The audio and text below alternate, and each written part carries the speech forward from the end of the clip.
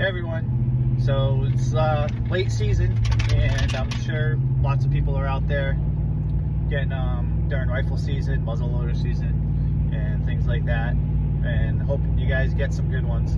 But I think that the topic of discussion here, and I've seen it coming up, are do we take does in the late season after the rut? And yeah, I got a bunch of cans in the back, but so one of my thoughts here and the way I look at it is that after the rut, I don't particularly want to shoot does. So if you guys, feel you want to, shoot does, it doesn't really matter to you. That's perfectly fine, because I mean they're obviously fair game for, the hunting season.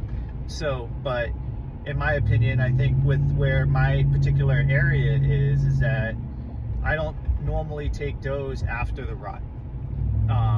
Simply because I don't know if they're going to be pregnant or not. I don't know if they got, if they got pregnant. So with that being said, the argument can be said, well, if you take a doe at the beginning of the season, then that's just another doe that couldn't be bred, later on in the season. And while that is a true case, the idea though is that potentially that doe may or may not get bred during the rut.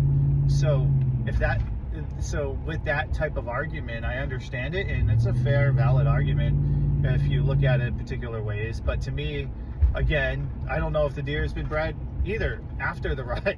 So I mean, that argument can be done both ways. But I'd rather take my chances before the rut and take the does out then, as opposed to after the rut, where the percentage of it being pregnant, I don't want to say it's higher or lower. It's going to be the same whether you take it out before or after. But at least beforehand, I know that it's not going to be pregnant. Afterwards, I don't know. So that's kind of just my reasoning for it. What's your guys' reasoning on whether you guys take, want to or not, or whatever?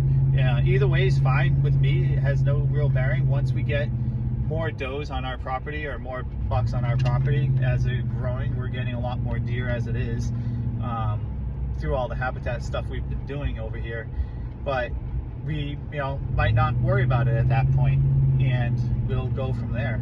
But for now, to me, it's like I just don't do that. So what's your take on this? Either way is fine, whichever way you want to look at it, and let me know. I'd be interested to hear your arguments as to why you do and why you don't after the rut, and to understand you guys' thoughts. All right, talk to you guys.